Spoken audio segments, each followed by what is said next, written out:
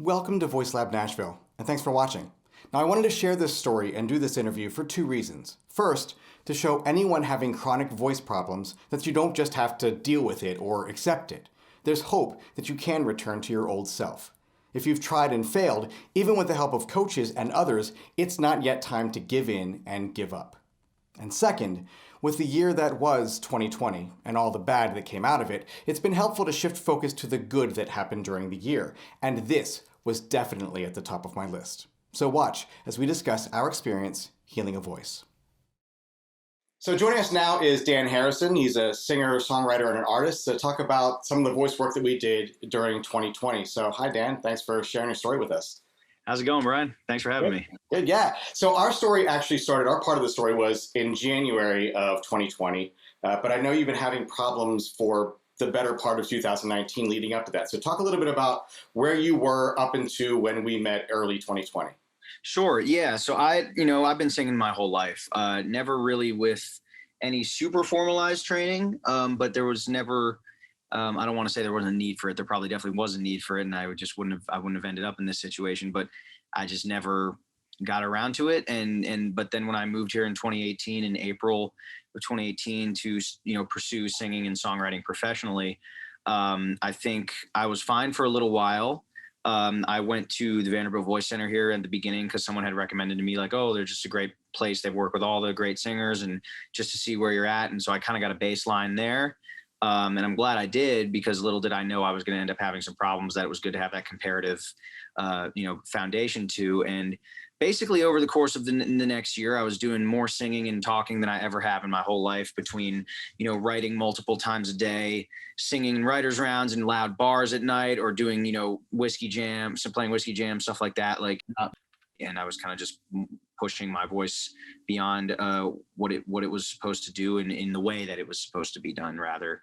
And, kind of a little after May 2019, just about over a year of being here, started having some problems. It was kind of on and off. I was kind of like pushing my way through it, but I know like towards the end of the summer, it started getting pretty bad. And pretty much the fall into the winter of 2019, it was like, it was hard for me. I forgot what it was like to sing. Like, I was like, Yeah, and you and I have talked about the idea of I just got to get through this show. If you're Right. at the end of the show, like I just want to get through this show, and that's really not the place you want to be at. No, never. I didn't enjoy playing music anymore.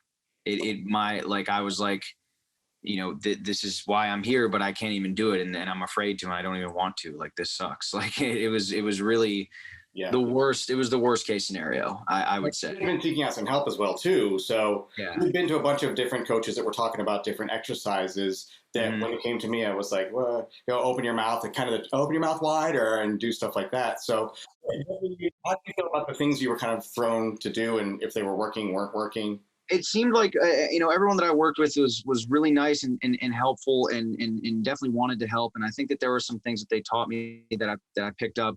But overall, I didn't feel like I found anything that really kind of clicked for me. I think I know that every person is different and every singer's needs are different, just like anybody else's physical needs can be different for different rehabilitative things. And I think for me, I just hadn't found the thing that had clicked, or it hadn't been explained to me in the way that had clicked. And so when I found out about you through some other friends who've been using you, and I figured give it a shot. And I think that was definitely sort of a great moment because it was one of the ways that really clicked with me.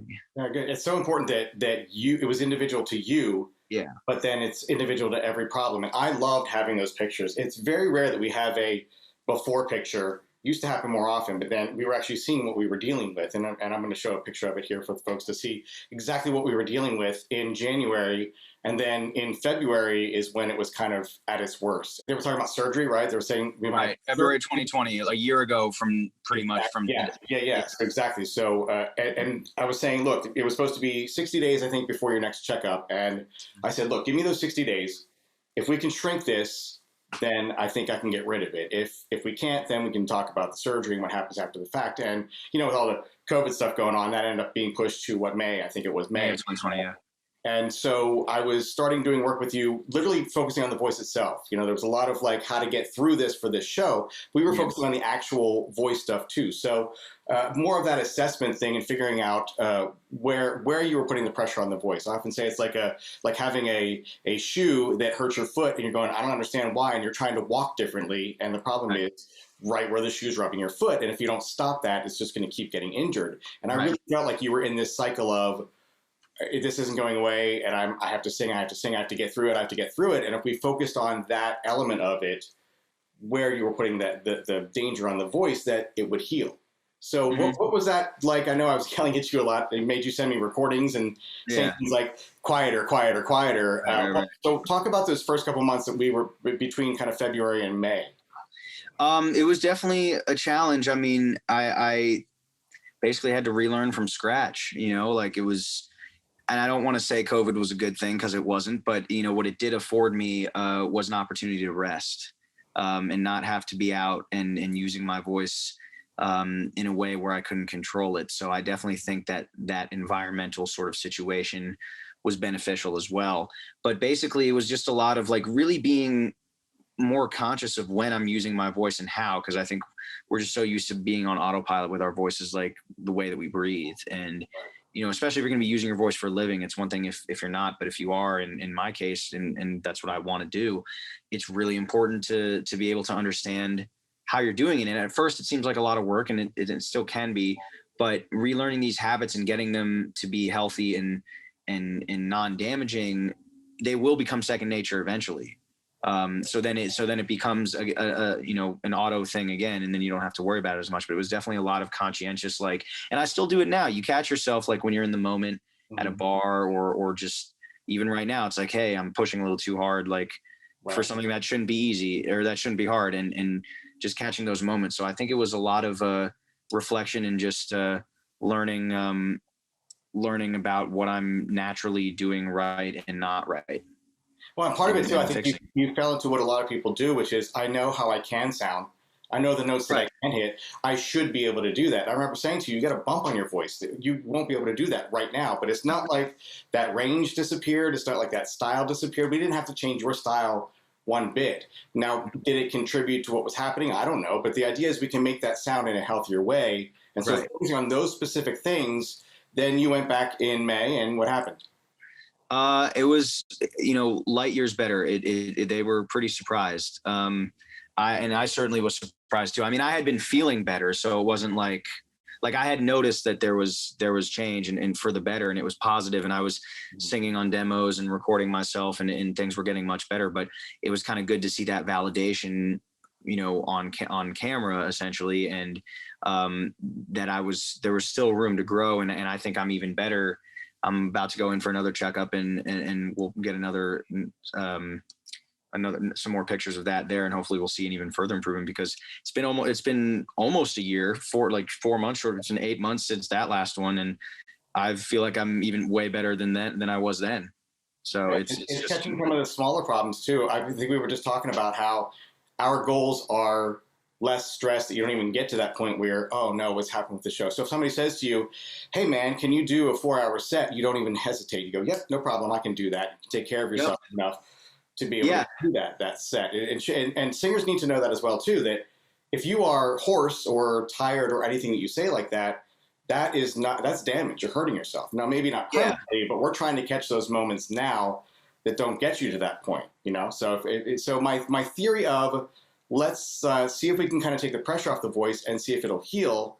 Then once I saw that second one where it was shrinking, I'm like, I got you. You're going away. Like, we're going to be done with this. And it's really a matter of finding that how to control your voice in a different way, but still make the same sounds you want to make.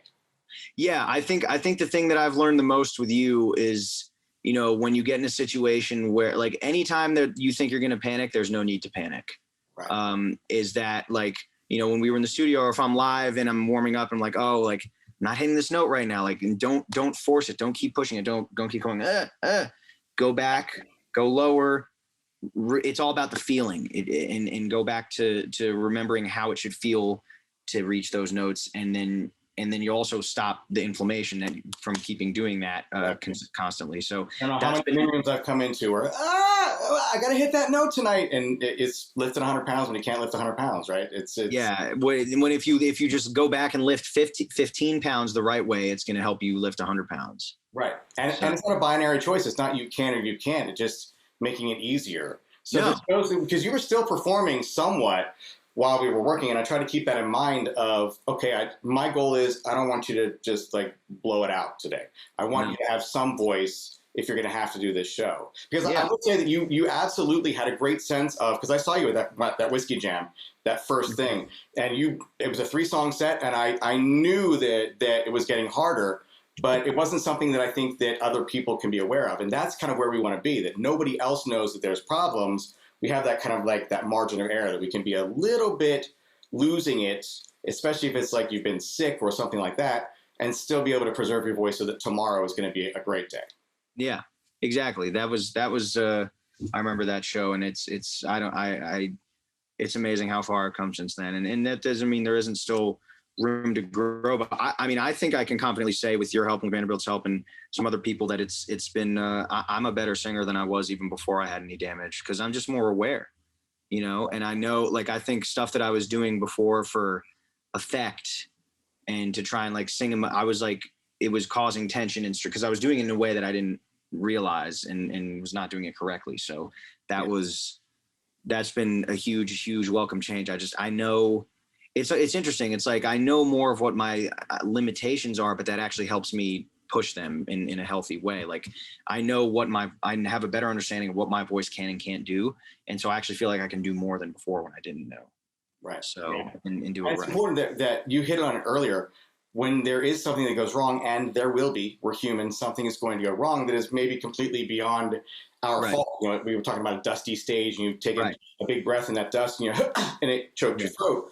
It's more about what you do after that, right? And having all of those tools to be able to not, like you said, not panic and get through that show, and not do the things that you think you need to do just to get through this show. And I call it the lift with your back. I'm just going to lift with my back, and I'll get through this show. And the next show starts to be problematic too. So for people out there that have problems, it was great that you decided even early on that, hey, I want to go get my voice checked and have the pictures of it. But talk about like where your mindset was. It's a year. So a year ago, at what point did you start to think, you know what, maybe this is going to be okay? And then where are you at now? Well, a year ago I didn't, because this was kind of in the thick of it this time last year. I guess it's more like 8 months ago. So kind of like maybe a few weeks before I had that checkup, when I was starting to be able to actually sing again, and I was working on figuring out some songs I was going to cut for my next EP, which I'm still in the process of actually like recording for real. But we were trying to find the keys, because I knew the key. I kind of had keys in mind when I wrote the songs, and then I couldn't sing those keys anymore. But then like the other keys just didn't feel right either. But I'm like, shit, I just can't sing these songs. Yeah. But when I started to be able to sing those songs again in those keys better than beforehand, I kind of thought, okay, maybe we're getting back to somewhere. And I also just like, singing is such a natural expression of a person, and especially if you are a singer, you know how it is. And to be able to just kind of feel like I was able to stretch my legs, spread my wings vocally the way that I hadn't in months and months and months. I felt like I'd recaptured a piece of myself that was missing. And it was emotional, because there was a dark time for me. There was a period of a few months, and definitely there were some people that said some non-encouraging things, and I didn't know what was going on any better than they did. So how was I not supposed to think that, maybe they're right?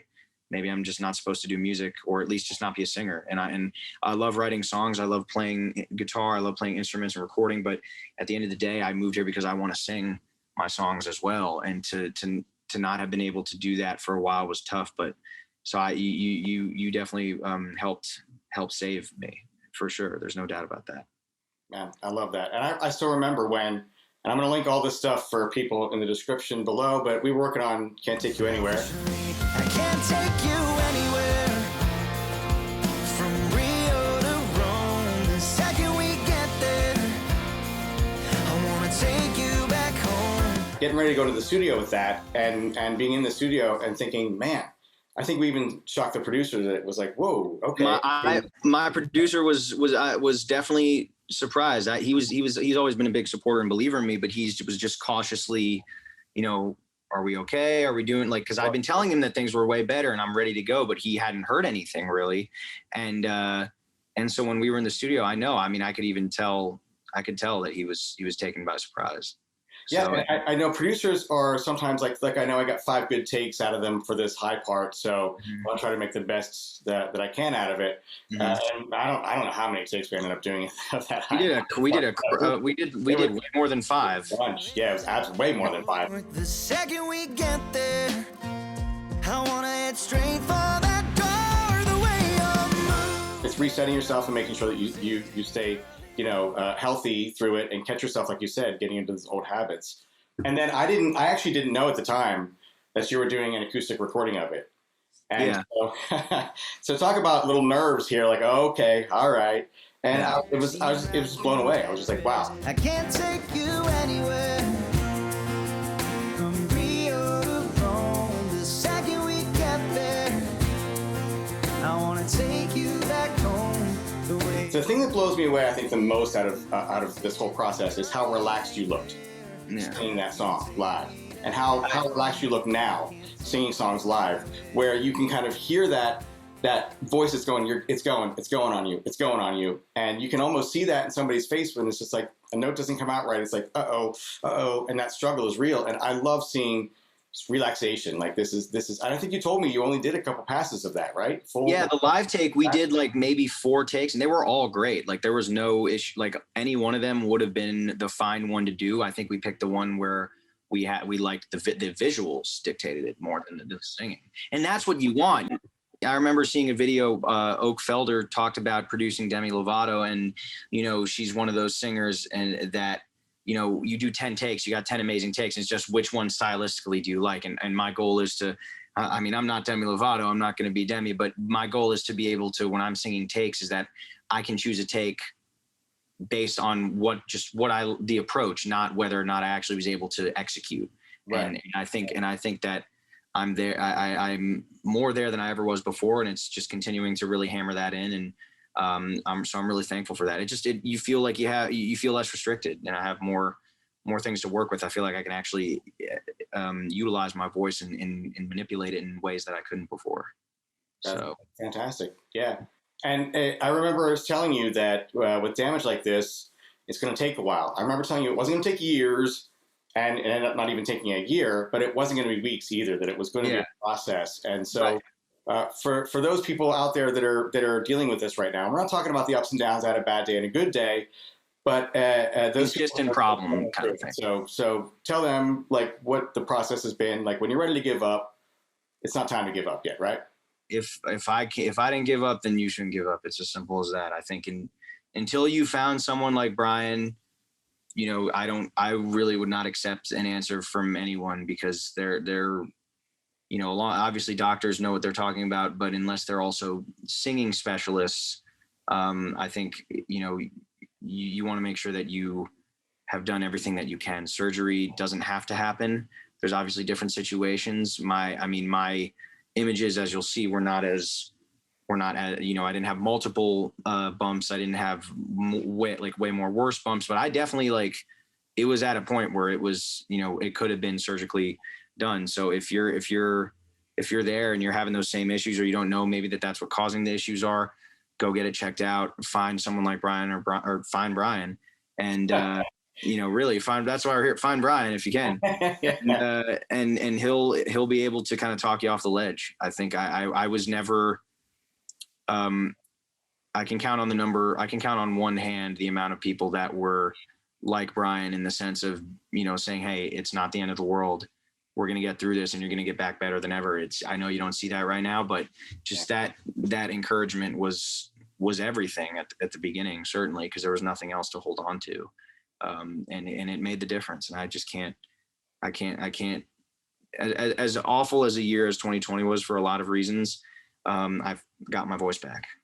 Yeah. So I can't complain about that. I'm very happy that it was shrinking. There are times where it won't shrink and then surgery is necessary, but even then it is not a death sentence. It is not like a career ending. No.